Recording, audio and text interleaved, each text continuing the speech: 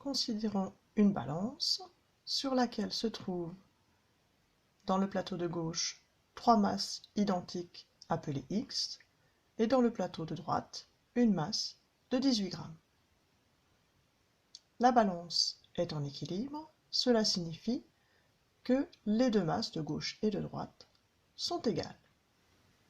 Je peux donc écrire l'équation suivante, 3x est égal à 18. Cette équation est assez simple à résoudre. Pour trouver la valeur d'un seul x, il suffit de diviser par 3 et nous obtenons qu'x est égal à 6. Prenons une autre situation dans laquelle, notre balance étant toujours en équilibre, sur le plateau de gauche se trouvent 3 masses identiques x, et sur le plateau de droite, encore une masse x et une masse de 18 grammes. On a des inconnus x, des masses inconnues x, des deux côtés de notre balance. Nous allons donc, pour cela, essayer de simplifier la situation en enlevant de chaque côté une masse x. Ma balance reste ainsi en équilibre, puisque j'ai enlevé la même chose de chaque côté, et mon équation est la suivante. 2x égale 18, puisqu'il ne reste plus que 2 masses x sur le plateau de gauche, et une masse de 18 grammes sur le plateau de droite. Connaissant la valeur de 2x, il n'y a plus maintenant qu'à diviser par 2 pour connaître la valeur d'un seul x.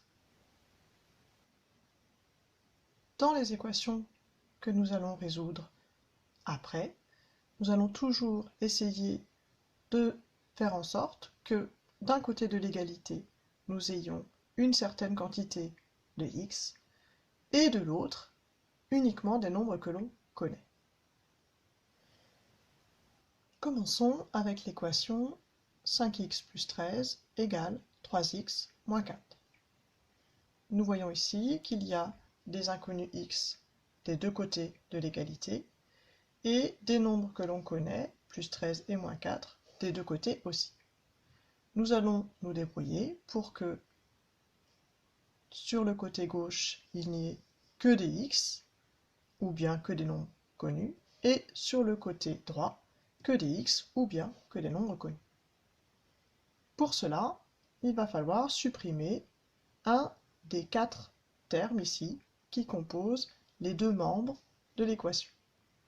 Je vais par exemple retirer 3x à droite, et pour que mon égalité soit toujours vraie, comme une balance qui reste en équilibre, je suis obligé d'enlever aussi 3x à gauche. Je regarde ce qu'il me reste après cela. J'avais 5x, à gauche j'en ai enlevé 3, il me reste donc 2x, je n'ai pas touché au plus 13, et de l'autre côté, les 3x ont disparu puisque je les ai enlevés, et il reste moins 4. Ça y est, j'ai réussi à faire en sorte que, à gauche, il n'y ait des x et plus de x à droite. Maintenant, je vais m'occuper des nombres connus, des nombres tout seuls, sans x, donc le 13 et le moins 4, et comme les x sont tout seuls à gauche, c'est 13 que je vais supprimer à gauche, et comme je suis obligé de faire la même chose de chaque côté de l'égalité, j'enlève 13 aussi à droite. Que me reste-t-il maintenant? Eh bien, puisque j'ai enlevé 13 à gauche, il ne reste que 2x. Et de l'autre côté de l'égalité, moins 4, moins 13, ça nous donne moins 17. J'ai donc la valeur de 2x. Et ce qui m'intéresse, moi, c'est d'avoir la valeur d'un seul x. Je vais donc diviser par 2. Et je suis obligé de faire la même chose à droite. Je vais donc obtenir que x est égal à moins 17 demi. Je peux laisser ce résultat sous forme fractionnaire ou bien donner sa valeur décimale, puisqu'ici elle est assez simple. Il s'agit de moins 8,5. Prenons un autre exemple, celui de l'équation suivante. 4x moins 7 égale x plus 11. Je vais faire en sorte que les x soient du côté gauche, et donc je vais commencer par supprimer le moins 7. Pour supprimer ce moins 7, eh bien, il va falloir que je fasse plus 7, puisque comme ça, en additionnant les deux, moins 7 plus 7, on aura 0, et il ne restera plus sur le côté gauche que le 4x.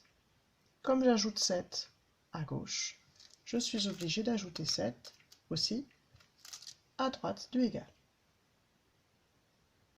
Il me reste alors le 4x à gauche et à droite x auquel je n'ai pas touché, c'est-à-dire 1x, et 11 plus 7 qui nous donne plus 18.